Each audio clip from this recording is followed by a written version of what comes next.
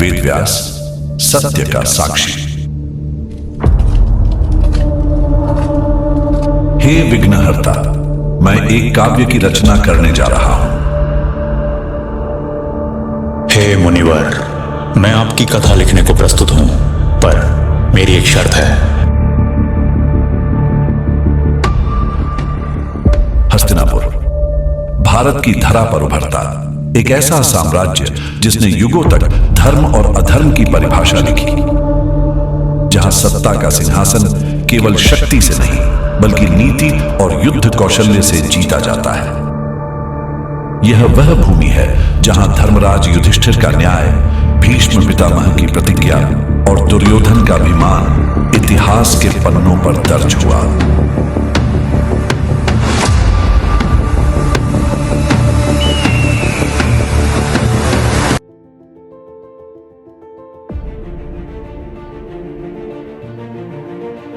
जब हस्तिनापुर का भविष्य अंधकार में डूबा था, तब खींची गई 3 रेखाएं विदुर, धृतराष्ट्र और पांडु, धर्म, दुर्बलता और विवेक की।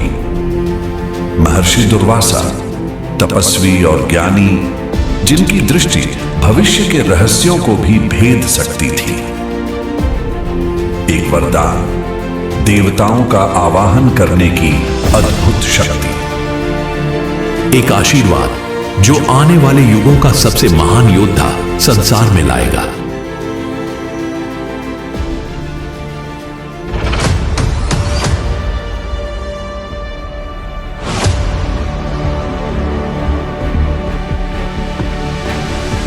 एक शाप जो कर्ण की वीरता पर ग्रहण बन गया।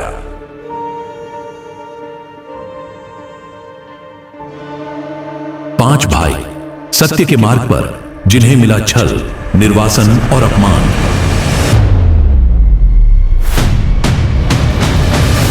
इन्होंने अस्त्र विद्या को जीवन का धर्म बनाया।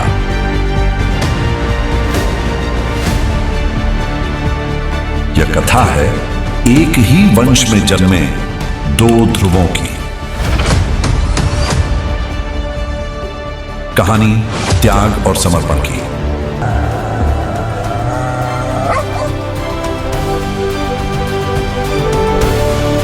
सबसे श्रेष्ठ धनुर्धारी एकलव्य की। न्याय का कठोरतम निर्णय।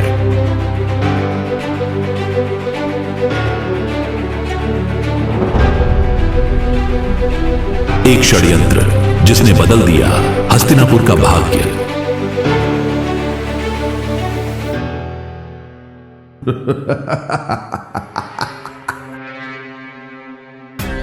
मैं पांचाल राजकुमारी द्रौपदी शपथ लेती हूं, इस सभा में जहां धर्म मौन है, जहां वीर निष्क्रिय हैं, जहां अधर्म हंस रहा है, आज इस अपमान का प्रतिशोध मांगती हूं। जिस हाथ ने मेरा केश खींचा है,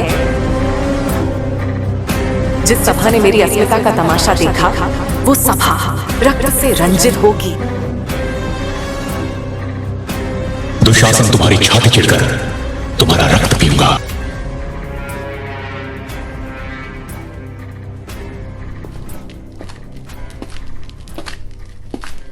हे वानर, मेरे रास्ते से हट जाओ।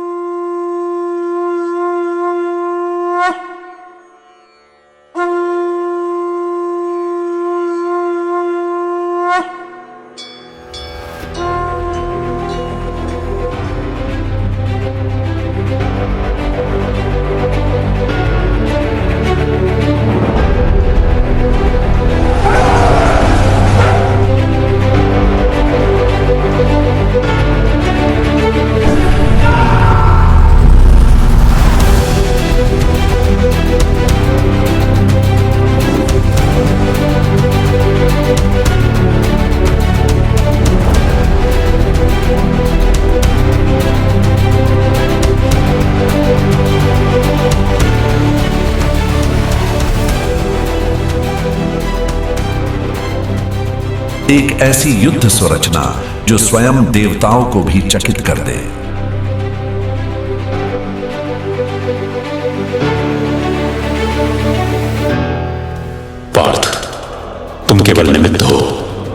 रचना और विनाश, ये सब मेरी इच्छा से होता है।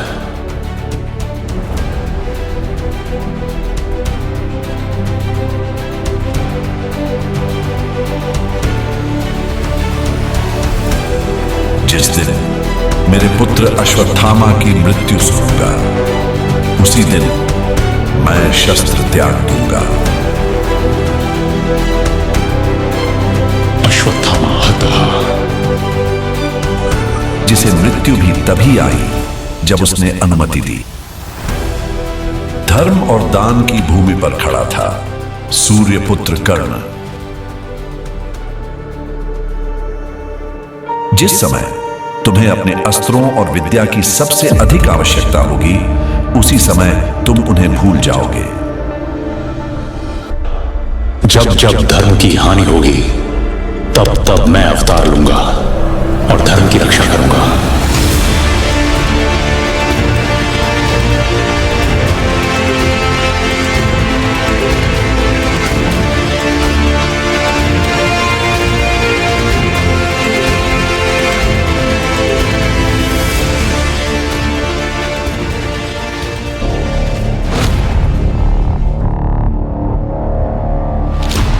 जब पाप अपनी सीमा लांघता है,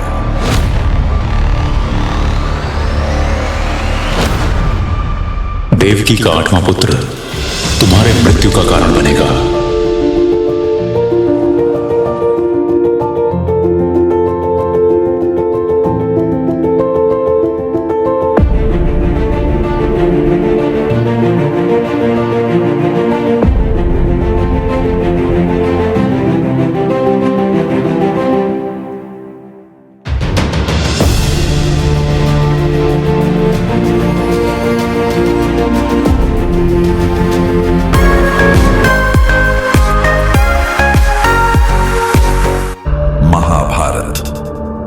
एक ऐसा यथार्थ जो समय से परे है।